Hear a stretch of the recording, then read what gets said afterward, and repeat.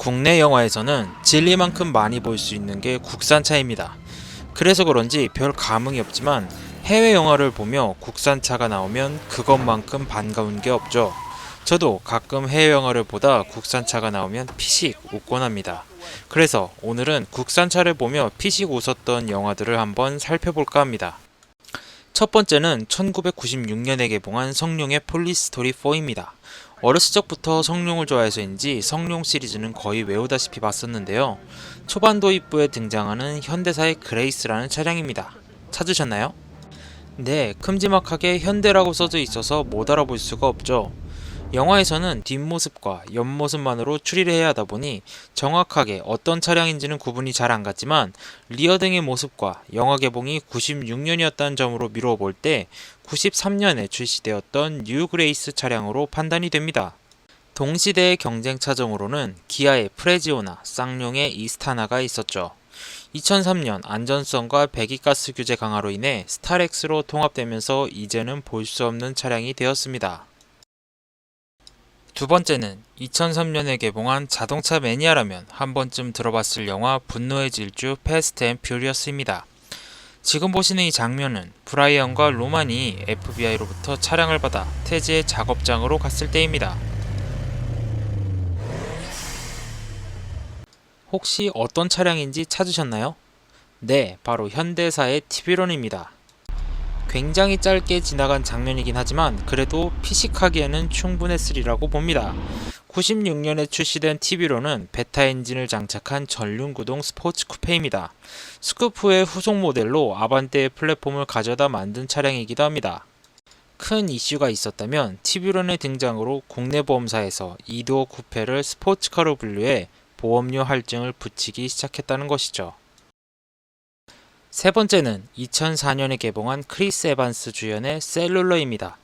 지금 보시는 이 차량은 크리스가 초반에 끌고 다니는 차로 94년에 출시한 기아사의 아벨라입니다. 당시 프라이드의 후속 차종으로 개발되었으나 프라이드의 인기가 너무 좋았던지라 독자 모델로 출시를 해버리죠. 프라이드와 마찬가지로 포드사와 마츠다 그리고 기아의 합작이기도 합니다.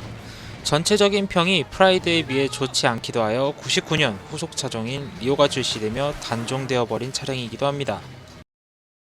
네 번째는 2004년에 개봉한 맷 데이먼 주연의 본 슈프리머시입니다. 눈치가 빠르신 분들은 영상 앞에 센터페시아만 보고도 알아채셨을 것 같은데요. 바로 현대사의 EF 소나타입니다. 심지어 영화 내에서 맷 데이먼이 이런 대사를 하기도 합니다. 아마 해외 영화에서 현대라는 브랜드를 영화를 통해 알리게 된 건 최초이지 않나 싶네요. 그런데 이게 PPL 계약을 통한 것이었냐면 그것도 아니었습니다. 거의 4분이나 되는 추격신에 출연함에도 불구하고 계약 없이 찍은 것이라고 합니다. 다섯 번째는 2005년에 개봉한 짐 캐리 주연의 뻔뻔한 딕 앤 제인입니다. 짐 캐리 부부가 망하면서 BMW를 팔고 중고로 사게 되는 차량이기도 하죠. 바로 기아사의 프라이드 3도어 모델입니다.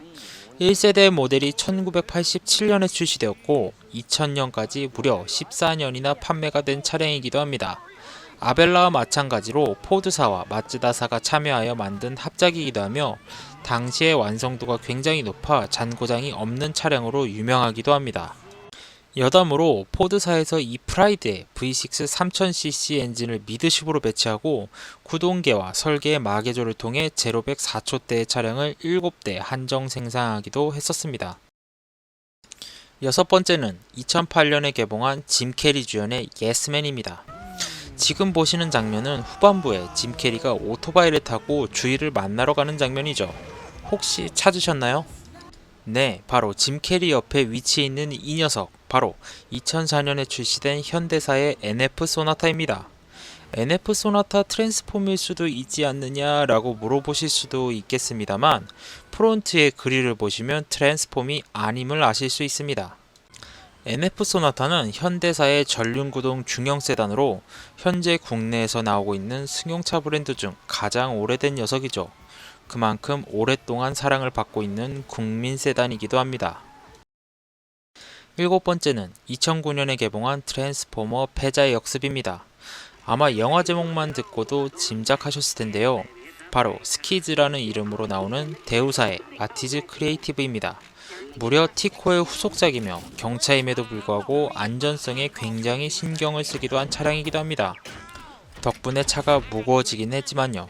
개인적으로는 국산 경차 중에서는 가장 마음에 드는 디자인을 가지고 있는 녀석이기도 합니다. 여덟 번째는 2010년에 개봉한 레오나르도 디카프리오 주연의 인셉션입니다. 제 인생 영화이기도 한데요. 중반부에서 설계된 꿈으로 들어가 작전을 펼치는 장면입니다. 너무 튀는 색이라 벌써 알아채셨을 것 같은데요. 바로 현대사의 후륜구동 대형 세단인 제네시스입니다. 웃긴 건 주인공 보정 때문인지 기차가 달려와 친 것에 비해 너무나 멀쩡한 모습으로 계속 주행을 한다는 것이죠. 영화 내의 차량은 자세한 옵션은 모르겠지만 1세대의 제네시스로 보입니다. 아홉 번째는 2012년에 개봉한 크리스찬 베일 주연의 배트맨 다크나이트 라이즈입니다. 사실 진짜로 국산차가 여기 나왔다고? 라고 생각하시겠지만 아주 짤막하게 영화 마무리 장면에서 조셉 고든 레빗이 배트케이블을 찾아갈 때 등장합니다. 바로 2004년에 출시된 현대사의 1세대 투싼이죠.